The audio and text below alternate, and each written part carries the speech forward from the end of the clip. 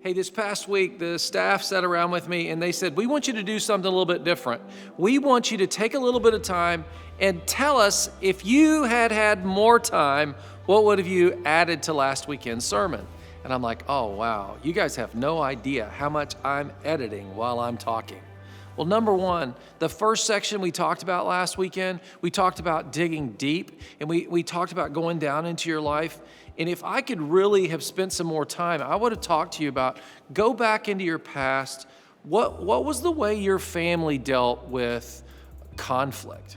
What was the way your family dealt with relationships? I mean, some families are quiet, some families are passive aggressive. They never say anything. And then the next thing you know, they're all screaming and shouting, And as a result, it makes us a certain way. So when we dig down, we've got to dig down and we've got to ask ourselves, are there addictions there? Are there habits? Are there bad attitudes that I need to get out? Because this is what I know.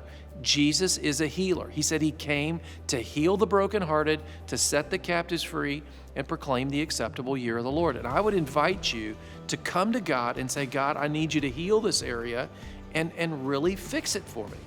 The second thing that I would really like to take some more time in, and I would like to ask you is, how much time do you spend asking God about the relationships of your life? See, praying about your relationships is really important.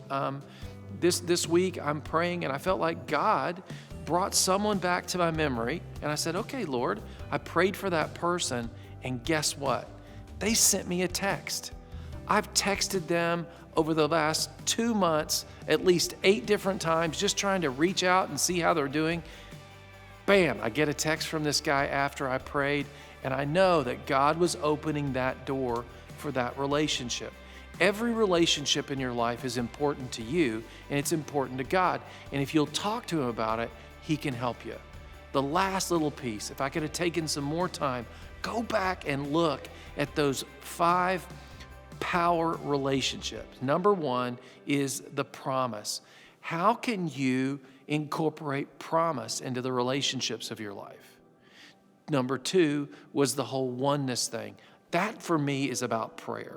I pray for God to make me one with the closest people in my life, with my wife Jennifer, of course, to make me one with my kids, to make me one with my team that I work with here at church. For me, oneness is just this ability to know what they're thinking and what's going on in their life. Because when I can do that, I can have real compassion and relationship. The third one, of course, was worship. And what I know is if I'll take time to worship with the people that are important to me, it really increases my spiritual life with them. Of course, number 4 is empathy. And I have to be honest with you, I'm not always as empathetic as I need to be. I think I blame that on being a guy. Jennifer says, no, there's some guys that are empathetic. You're just not as empathetic as you ought to be, Doyle.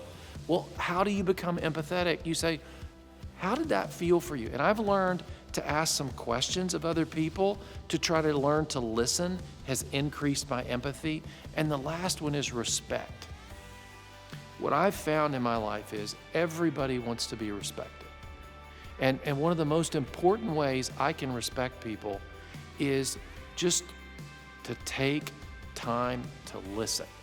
And so I try, like I said, that empathy part of me, but I try to listen, to invoke some questions and let them share their story.